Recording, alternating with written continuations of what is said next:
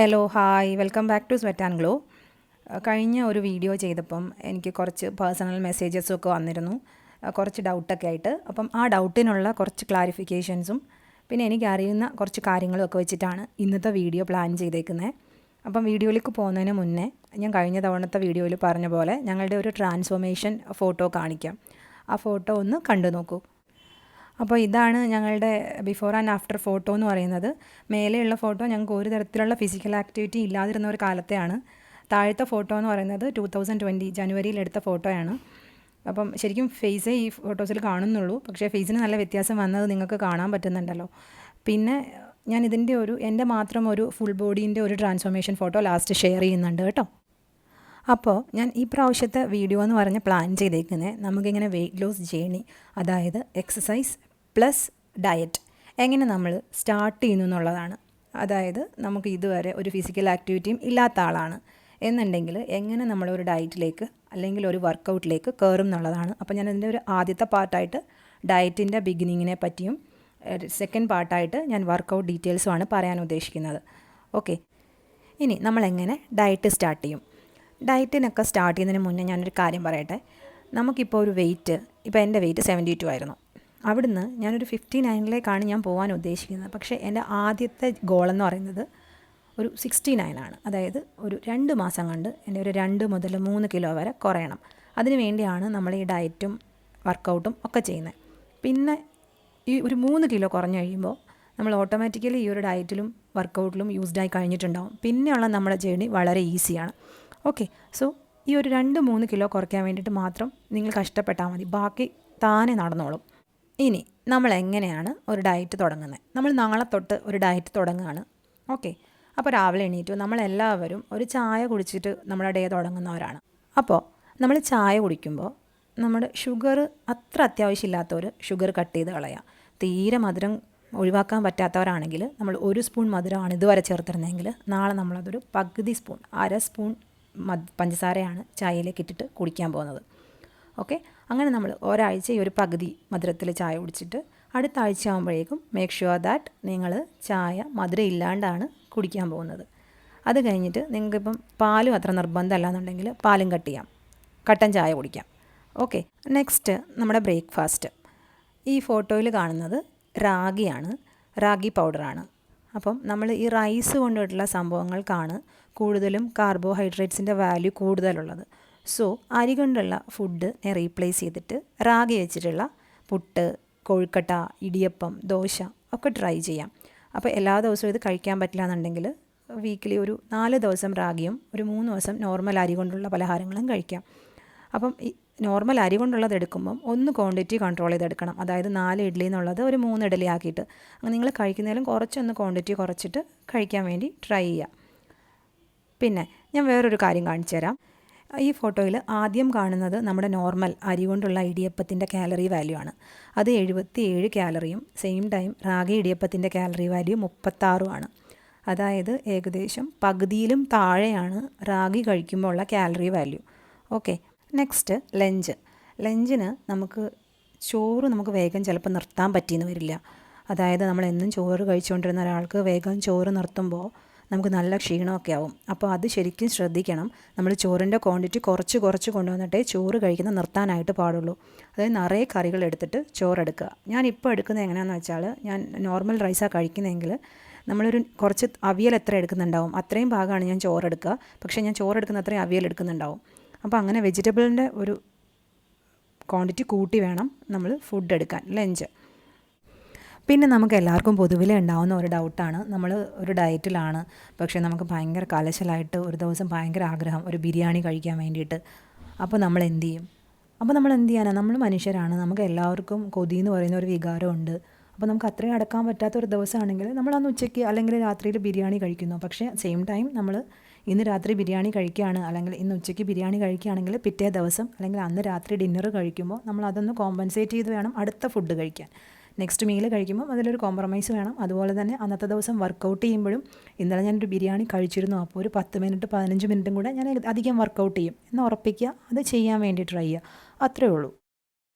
നമ്മൾ ബിരിയാണിയുടെ കാര്യം പറഞ്ഞ പോലെ തന്നെയാണ് ജങ്ക് ഫുഡ്സും. നമുക്ക് ചില ദിവസങ്ങളിൽ ഒരു ബർഗറോ കുറച്ച് ഫ്രഞ്ച് ഫ്രൈസോ ഒക്കെ കഴിക്കണം എന്ന് തോന്നിയാൽ കഴിക്കുക. എന്നിട്ട് അടുത്ത ഒരു മീലിൽ കോമ്പൻസേറ്റ് ചെയ്ത് കുറച്ചും കൂടെ വർക്കൗട്ട് ചെയ്യുക. പക്ഷേ ഇങ്ങനത്തെ തോന്നൽ എങ്ങനെ എപ്പോഴും വരാൻ പാടില്ല കേട്ടോ. നമ്മളൊരു ഡയറ്റിലാണെന്നുള്ള കാര്യം നമുക്ക് എപ്പോഴും ഓർമ്മ വേണം. വീക്കിലി ഒരു പ്രാവശ്യമോ 2 വീക്കിലി ഒരു പ്രാവശ്യമൊക്കെ ഇങ്ങനെ ഒന്ന് ഡയറ്റ് ചീറ്റ് ചെയ്യാം. ഓക്കെ. പിന്നെ വരുന്ന ഒരു കാര്യം എന്ന് പറഞ്ഞാൽ നമുക്ക് നന്നായിട്ട് ചിക്കൻ കഴിക്കാം നമ്മുടെ ഡയറ്റിലായിരിക്കുമ്പോൾ. അത് പക്ഷേ എപ്പോഴും ഇതുപോലെ ഗ്രിൽ ചിക്കനോ തന്തൂരി ചിക്കനോ അങ്ങനത്തെ ചിക്കൻ എടുക്കുക. അതായത് അധികം ഓയിൽ ഫ്രൈഡ് ആവാത്ത വലുതായിട്ട് കറികൾ, അതായത് എണ്ണയൊക്കെ ഒഴിച്ചിട്ടുള്ള കറികളല്ലാണ്ട് ചിക്കൻ കഴിക്കാം. അതായത് ഞങ്ങൾ ഡയറ്റിലായിരിക്കുന്ന സമയത്ത് ആഴ്ചയിൽ 2 പ്രാവശ്യമെങ്കിലും ഞങ്ങളുടെ ഡിന്നർ എന്ന് പറയുന്നത് ഇതുപോലെ തന്തൂരിയോ അല്ലെങ്കിൽ ഗ്രിൽ ചിക്കനോ ആയിരുന്നു. അപ്പം ചിക്കൻ വലിയ പ്രശ്നമില്ല, കാരണം ഇതിലുള്ള പ്രോട്ടീൻ നമുക്ക് ആവശ്യമുള്ള ഒരു കാര്യമാണ് വെയിറ്റ് ലോസിൽ. അപ്പോൾ ഡിന്നറായിട്ട് നമുക്ക് വേണമെങ്കിൽ ഇങ്ങനത്തെ ഒരു ഗ്രിൽ ചിക്കൻ തന്തൂരി വീക്ക്ലി 1-2 പ്രാവശ്യമൊക്കെ അങ്ങനെ പോവാം. അല്ലെങ്കിൽ നമുക്ക് നോർമൽ ചപ്പാത്തി എടുക്കാം. പിന്നെ ഇത് പറഞ്ഞ പോലെ റാഗിയുടെ പുട്ടോ നോർമൽ പുട്ടായാലും കുഴപ്പമില്ല. പുട്ട് സ്റ്റീമിൽ വേവുന്ന സാധനങ്ങളൊക്കെ നല്ലതാണ്. അങ്ങനെ നമ്മൾ രാവിലെ കഴിക്കുന്ന പോലത്തെ പലഹാരങ്ങൾ എന്തെങ്കിലും വൈകുന്നേരവും ഡിന്നറായിട്ട് നമുക്ക് എടുക്കാം. പക്ഷേ അത് നിങ്ങൾ ശ്രദ്ധിക്കേണ്ട ഒരു കാര്യം എന്ന് പറഞ്ഞാൽ, നമ്മൾ ഈ ഒരു ഡയറ്റ് എടുക്കുന്ന സമയത്ത് നമ്മളുടെ ഡിന്നർ എപ്പോഴും നമ്മൾ ഉറങ്ങുന്നതിന് കുറേ മുന്നേ, അതായത് ഒരു 7 മണിക്കും 8 മണിക്കും ഇടയിലായിട്ട് നമ്മുടെ ഡിന്നർ ഉറപ്പായിട്ട് എടുത്തിരിക്കണം. നമ്മൾ റൈസ് മാക്സിമം ഒഴിവാക്കുക വേണം ഡിന്നർ എടുക്കുമ്പോൾ. ഈ പറഞ്ഞ പോലെ തീരെ പറ്റാത്തവർക്കാണെങ്കിൽ കുറച്ചൊരു പിടി ചോറൊക്കെ കഴിച്ചിട്ട് പിന്നെ 1-2 ചപ്പാത്തിയൊക്കെ വെച്ചിട്ട് അഡ്ജസ്റ്റ് ചെയ്യാം. ഓക്കെ. അപ്പം ഇത്രയാണ് ഡയറ്റ് എന്നുള്ളതുകൊണ്ട് ഉദ്ദേശിക്കുന്നത്. പിന്നെ ഒരു മെയിൻ കാര്യമുള്ളത് ഗ്രീൻ ടീ ആണ്. ഗ്രീൻ ടീ ഞാൻ കഴിഞ്ഞ വീഡിയോയിലും പറഞ്ഞിരുന്നു, ഞാൻ മസ്റ്റായിട്ടും ഗ്രീൻ ടീ കുടിച്ചിരുന്ന ആളാണ്. ശരിക്കും നമ്മുടെ മെറ്റബോളിസം റേറ്റ് കൂടും നമ്മൾ ഗ്രീൻ ടീ കുടിക്കുമ്പോൾ. സോ ഞാൻ എന്താ ചെയ്യാന്ന് വെച്ചാൽ, വർക്കൗട്ടിന് മുന്നേ ഞാൻ ഗ്രീൻ ടീ എടുത്ത് വെച്ചിട്ട് പോകും. അത്രയും ചൂടിൽ കുടിക്കാൻ പറ്റാത്തതുകൊണ്ട് വർക്കൗട്ട് കഴിഞ്ഞ് വരുമ്പോഴത്തേക്കുള്ള എൻ്റെ ഫസ്റ്റ് ഡ്രിങ്ക് എന്ന് പറയുന്നത് ഗ്രീൻ ടീ ആണ്. അതെന്നെ വളരെയധികം ഹെൽപ്പ് ചെയ്തിട്ടുണ്ട് എൻ്റെ വെയിറ്റ് ലോസിന്. ഇനി ഉള്ളത് നമ്മുടെ എക്സസൈസ്. അപ്പം എന്തൊക്കെ വർക്കൗട്ടാണ് നമുക്ക് ചെയ്യാൻ പറ്റുക? അതും ഇപ്പോൾ ഈ ലോക്ക്ഡൗൺ ടൈമിൽ നമുക്ക് പുറത്തേക്കൊന്നും പോയിട്ടൊന്നും ചെയ്യാനുള്ള ഒരു വഴിയില്ലല്ലോ. അപ്പോൾ എന്നോട് കുറേ പേര് എനിക്ക് മെസ്സേജ് അയച്ചവരൊക്കെ പറഞ്ഞത് ഞങ്ങൾക്ക് ചെയ്യണം എന്നുണ്ട്, പക്ഷേ ഈ ലോക്ക്ഡൗൺ ആയത് കാരണം പറ്റുന്നില്ല എന്നുള്ളതാണ്. അപ്പോൾ ഈ ലോക്ക്ഡൗൺ ടൈമിൽ നമുക്ക് എന്തൊക്കെ ചെയ്യാൻ പറ്റും എന്നുള്ളത് ഞാൻ പറയാം. അതായത് ഞാൻ എന്താണ് ഇപ്പോഴും ചെയ്തുകൊണ്ടിരിക്കുന്നത് എന്നുള്ളത് കാണിക്കാം. അപ്പോൾ നമ്മൾ എന്ത് വർക്കൗട്ട്, എന്ത് എക്സസൈസ് ചെയ്താലും, നമ്മൾ എവിടെ ഇപ്പോൾ ജിമ്മിൽ പോയി ചെയ്താലും യോഗയ്ക്ക് പോയാലും ഒക്കെ നമ്മളെക്കൊണ്ട് ആദ്യം അവർ കുറേ വാമപ്പ് എക്സസൈസസ് ചെയ്യിപ്പിക്കും. അതായത് ഒന്ന് ട്രെഡ്മില്ലിൽ ഓടിയിട്ട് വരാൻ പറയും, ഒന്ന് സൈക്കിളിൽ ഓട്ടാൻ പറയും. അപ്പം അതിന് പകരം നമുക്ക് എന്താ ചെയ്യാൻ പറ്റുക? ഈ ഒരു സമയത്ത് നമുക്ക് നടക്കാൻ പറ്റും. നമ്മുടെ നമുക്ക് വീട്ടിൽ സ്റ്റെപ്പ് ഉണ്ടാവും അല്ലേ, അല്ലെങ്കിൽ നമ്മുടെ വീടിന് ചുറ്റും കുറച്ച് സ്ഥലം ഉണ്ടാവും. അപ്പോൾ ഞാൻ എന്താ ചെയ്യുന്നതെന്ന് ഞാൻ കാണിച്ചു തരാം. ഇത് എൻ്റെ വീടിൻ്റെ മുറ്റമാണ്. എനിക്ക് മുറ്റത്തിന് അത്രയും നീളം ഇല്ലാത്ത മുറ്റമാണ്, ചെറിയ മുറ്റമാണ്. അപ്പോൾ ഞാൻ എന്താ ചെയ്യാന്ന് പറഞ്ഞാൽ, എൻ്റെ വീടിന് ചുറ്റും ഞാൻ നടക്കും. ഞാൻ ആദ്യം എൻ്റെ എക്സസൈസൊക്കെ തുടങ്ങുന്ന സമയത്തും ഞാൻ ആദ്യം ചെയ്ത കാര്യം ഇതാണ്. അതായത് വീടിന് ചുറ്റും നടന്നു തുടങ്ങി.